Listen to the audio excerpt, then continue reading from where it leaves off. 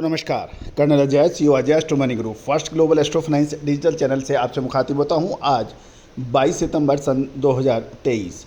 दोस्तों, शाम के समाचारों में खबर निकल के आ रही है कि उत्तर भारत व गुजरात में कपास के भावों में मंदी हो गई है।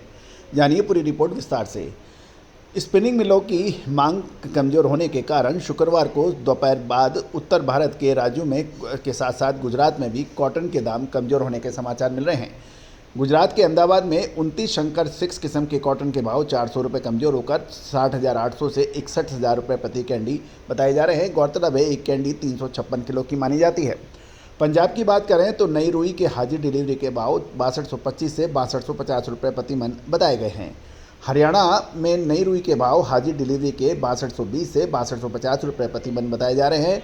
साथ साथ अपर राजस्थान के अंदर नई रुई के भाव हाजिर डिलीवरी भाव 6230 से 6250 रुपये प्रति मन बताए जा रहे हैं। तो गौरतलब है कि राजस्थान, हरियाणा और पंजाब में भाव लगभग समान है। नई रुई के साथ साथ खैरथल लाइन में कॉटन के दाम 6300 से 6320 रुपये प्रति मन बताए जा रहे हैं। देश भर की मंडियों में कपास की आवक 27,600 बेल्स हो रही है और गौरतलब है कि एक बेल 170 किलो की मानी जाती है। साथ साथ एमसीएक्स के साथ एनसीडीएक्स पर आज शाम कॉटन की कीमतों में शाम के सत्र में तेज़ी का रुख रहा, जबकि स्पॉट प्राइसेस के अंदर थोड़ी सी कमजोरी देखी गई। साथ साथ अंतर्राष्ट्रीय बाजारों कॉटन बाजार की इलेक्ट्रॉनिक ट्रेडिंग में कॉटन की कीमतों में तेज़ी का रुख देखा गया और उत्तर भारत के राज्यों के साथ गुजरात में कॉटन के दाम लगातार तीसरे दिन कमज़ोर हो रहे हैं। सूती धागे में यदि कॉटन यार्न में निर्यात की मांग सामान्य की तुलना में कमज़ोर बताई जा रही है, जबकि उत्पादक मंडियों में नई कपास की आवक बढ़ने की भी संभावना बनेगी। यदि हम देखें तो घरेलू बाजार में सूते की कॉटन यार्न की मांग जब तक नहीं बढ़ेगी तब तक इसके भावों में अच्छी तेज़ी आना मुश्किल है। गौरतलब है, उत्तर भारत के राज्यों में हरियाणा एवं पंजाब के साथ ऊपरी राजस्थान के साथ मध्य प्रदेश, गुजरात की मंडियों में नई कपास की आवक धीरे धीरे बढ़ने लगी है और मौसम अनुकूल रहा तो आगामी दिनों में इन राज्यों से कपास की दैनिक आवक बढ़ने के समाचार मिल सकते हैं।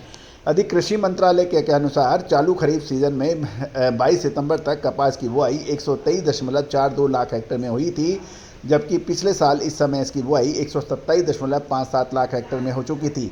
यानी 127.57 लाख हेक्टेयर के मुकाबले लगभग 5 लाख हेक्टेयर कम बुआई 123.42 लाख हेक्टेयर में इस साल हुई है। यदि हम विदेशी बाजारों में देखें तो खाद्य तेलों की कीमतों में मिला जुला रुख रहा और घरेलू बाजार में भी कॉटन वाश की कीमतों में मिला जुला रुख देखा गया।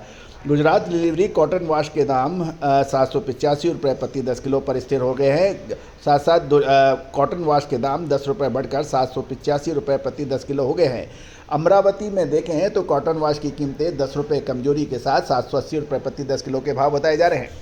तेल मिलों की मांग कमजोर होने के कारण बिनोनों की कीमतें में भी नॉर्दर्न इंडिया के राज्यों में घट गई है। हरियाणा में बिनौला के भाव 50 रुपये घटकर 3100 रुपये से 3200 रुपये प्रति क्विंटल रह गए हैं।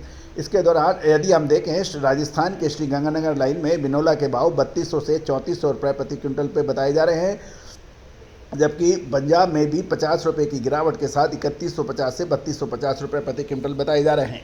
खल की बात करें यानी कॉटन सीड ऑयल केक की बात करें तो उसकी भी ग्राहकी यानी डिमांड सीमित है और उसके भाव भी कमज़ोर होकर 2920 रुपये प्रति क्विंटल रह गए हैं। साथ साथ बीड में रेगुलर क्वालिटी की कपास खली के दाम 2950 रुपये प्रति क्विंटल बताए जा रहे हैं। राजकोट में कपास खली के दाम में घटकर 1580 से 1590 प्रति 50 किलो के भाव बताए जा रहे हैं। दोस्तों, ये सारी जानकारियाँ आपको अजय एस्ट्रो मनी गुरु चैनल के माध्यम से दी जा रही है। यदि हम दक्षिण भारत की तरफ चलें तो आंध्र प्रदेश और तेलंगाना में कॉटन के भाव स्थिर बताए जा रहे हैं, वहाँ भी अराइवल बढ़ने के समाचार मिल रहे हैं। दोस्तों, मिलों की यानी स्पिनिंग कताई मिलों की सीमित मांग के कारण आंध्र प्रदेश और तेलंगाना की मंडियों में भी शुक्रवार को कॉटन के भाव स्टेबल हो गए हैं और इनकी यहाँ भी कपास की दैनिक आवक बढ़ने के समाचार मिल रहे हैं। तेलंगाना का मौसम की खबर निकल के आ रही है, वहाँ बादल छाए हुए हैं, जबकि आंध्र प्रदेश में बारिश होने के समाचार मिल रहे हैं। इन दोनों राज्यों की स्पिनिंग मिलें केवल ज़रूरत के हिसाब से ही कॉटन की खरीद कर रही है, क्योंकि टेक्सटाइल उद्योग की मांग, औसत मांग के कारण सूती धागे की कीमतें स्टेबल बनी हुई है। इसलिए हाजिर बाजार में कॉटन के दाम दूसरे दिन भी स्टेबल बने रहे हैं। गौरतलब है कि इन दोनों राज्यों की स्पिनिंग मिलों के पास 15 से 20 दिनों की खपत की कॉटन का बकाया स्टॉक बताया जा रहा है तथा अक्टूबर में नई कपास की आवक बनेगी। इसलिए हाजिर बाजार में अभी कॉटन की कीमतों में बड़ी या तेजी मंदी के आसार कम नजर आ रहे हैं। आंध्र प्रदेश और तेलंगाना की मंडियों में कपास की दैनिक आवक 3300 बेल्स और की बताई जा रही है और कुल आवक में तेलंगाना में 800 और आंध्र प्रदेश की मंडियों में 2500 बेल्स की आवक के समाचार मिल रहे हैं। गौरतलब है कि पिछले कारोबारी दिवस में 3200 बेल्स की आवक हुई थी, लेकिन इस बार 100 बेल्स बढ़कर 3300 बेल्स की आवक इन दोनों राज्यों में मिल रही की खबर मिल रही है, यानी आंध्र प्रदेश एवं तेलंगाना में। दोस्तों, कॉटन कॉम्प्लेक्स के अंदर अक्टूबर महीने में महत्वपूर्ण मूवमेंट बनने की संभावना बन सकती है। क्या वो तेज़ी की होगी या मंदी की? गौरतलब है कि हमने लगातार आपको कॉटन के ऊपर, चाहे वो 2021 हो, 2022 हो और 2023 हो, लगातार अपडेट और विश्लेषण दिए हैं और हर तेज़ी और मंदी से अग्रिम विश्लेषण आपको देने का प्रयास किया है। उम्मीद है कि आपको पसंद भी आए होंगे और आपने हमारे देश में कॉटन कॉम्प्लेक्स पे हमारे चैनल को सबसे प्रमुख स्थान देने के लिए मैं पूरी टीम की तरफ से आपको धन्यवाद प्रेषित करता हूं।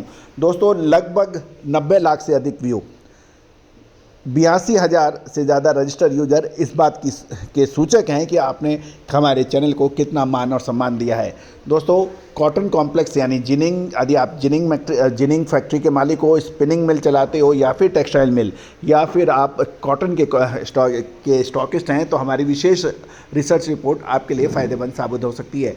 दोस्तों, तेज़ी आने के बाद तेज़ी और मंदी आने के बाद मंदी कहने से कभी किसी को फ़ायदा कभी नहीं हुआ। हमने हमेशा आपको अग्रिम विश्लेषण देने का प्रयास किया है। All the very best, good luck, happy trading.